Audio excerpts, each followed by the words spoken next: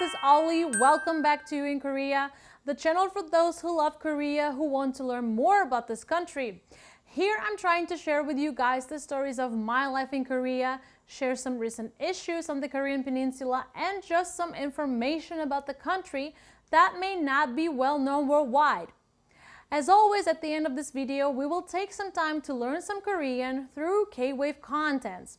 Today we'll be looking at the lyrics from (G)I-DLE's Oh, so stay with us till the end. It's not a sin to be in love. Have you ever heard this line? A very famous drama that caused a huge stir in Korea. It's called The World of the Married. And the male character of this drama is cheating on his wife, and later, as he gets caught, instead of asking for forgiveness, he goes, well, loving is not a sin. Well, definitely love is not a sin, but infidelity can be seen as one. So today we open this video with the story from The World of the Married. So, The World of the Married, did you happen to see it?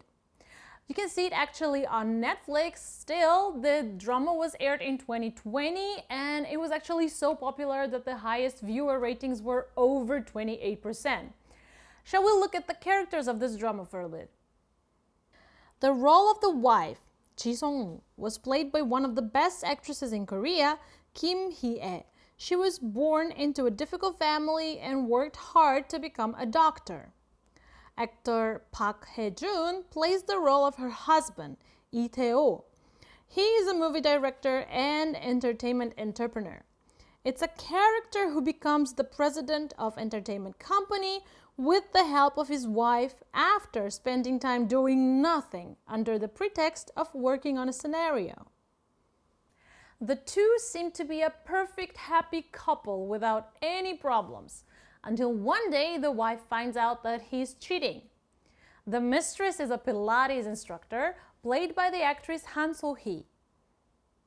Lee Tae-ho in Yodagyong, the mistress, makes Ji Sun-woo angry by proudly saying, well, we are in love, rather than having to reflect on themselves, even though they are having the affair. How does the story end up? Revenge. Right, of course, you must get revenge. Lee Tae-ho abandons Ji Sung-woo and marries Yodagyong, but Ji Sung-woo plans thoroughly and punishes him until the end. In the end, Lee Tae-ho gets abandoned by Yodagyong as well and kicked out without any money, and the rest is just history. So what do you think? Sounds fun, right? As I said, you can still watch this drama on Netflix. In Korean language, when someone cheats on their partner, we call it 양다리, which literally translates as two legs, two-legged person, or a two-timer. This kind of phrase can be used not only to describe romantic relationships, but also business relationships and political situations. So what does normally happen to those who two-time? Well, as you can see in the drama by this character, they eventually get abandoned from both sides and have a very tragic ending. But there is still a country that until this day plays the same two-time game. You probably already guessed, but this is North Korea. North Korea has been playing two-time with Russia and China. North Korea has recognized Russia as a necessary tool for its own interests. There was an interesting report recently. On September 13, North Korea's leader, Kim Jong-un, arrived at the space station in Russia and the Russian-North Korean summit was held. Why did Kim Jong-un, who completely closed the borders due to COVID-19, suddenly crossed the border himself? There is something you guys need to know. North Korea has been using the two-legged strategy between Russia and China, even though it claims to be a completely independent country.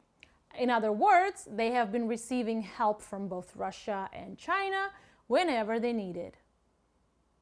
When Kim Il-sung was preparing for the Korean War, North Korea demanded assistance several times from the two countries, which has just ended World War II and Civil War. and eventually started a war with the support of both Soviet Union and China. During the Cold War, the relationship between the Soviet Union and China, which competed with each other, was used by North Korea to gain greater support from both sides.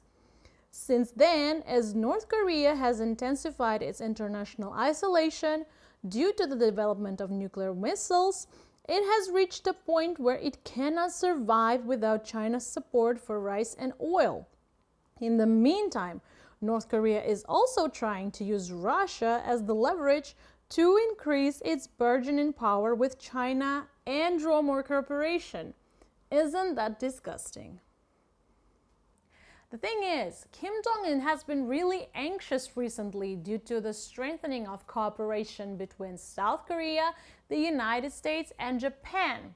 So what he does is he decides to have his own summit with the President Putin of Russia, a major powerhouse, to get what's necessary, such as introduction to military and technology. But is there any benefit of this to Russia? If Russia shows close contact with North Korea, the problem child of the international community, it will negatively affect its national image. In particularly, the summit seems to be a clever way for Kim Jong-un to use Russia in the situation where Russia is temporarily shunned by the international community for invading Ukraine. So actually, there is no real benefit for Russia from this summit with North Korea. In fact, it only loses. Recently, there has been an article that North Korea is trying to send workers for restoration works after the war in Ukraine, along with exporting weapons to Russia. We don't know if Russia will accept this. However, if Russia accepts North Korea's offer, it will be a very abnormal situation. Why? Well, Russia is a permanent member of the UN Security Council and a party to the resolution and sanctions against North Korea. But if they help North Korea, it's like they will be breaking their own promise. In other words, Russia makes a bad choice that undermines its position. North Korea, a master of two-timing, should really abandon their ugly games and become a responsible member of the international community, don't you think? Because the end of any affair is a catastrophe. Speaking of which, I really do hope that North Korean leader will abandon his dictatorship and armed provocations as soon as possible so that they can help their people, the North Koreans who are dying every day. Because this is the only way for the North Koreans to live. Okay guys, it's time to finally learn some Korean by looking at some K-Wave content. Today we'll be looking at the lyrics from G-Idol's Uh-Oh. 배불거나 내주거나 전삭 같은 헬로 달콤하게 사탕 발린 말도 예의 없어 착한 척 말고 꺼져 이제와 가식 따위 떨지 마라. Being caring and generous, saying angelic hellos, sweet sugar-coated words. How rude. Stop acting nice and go away. Don't come here and act all fake now. I think this song is about two-faced relationships, don't you think? Something that suits today's topic well. Okay guys, that's it for today's video. I hope it was entertaining. I hope it was fun to watch.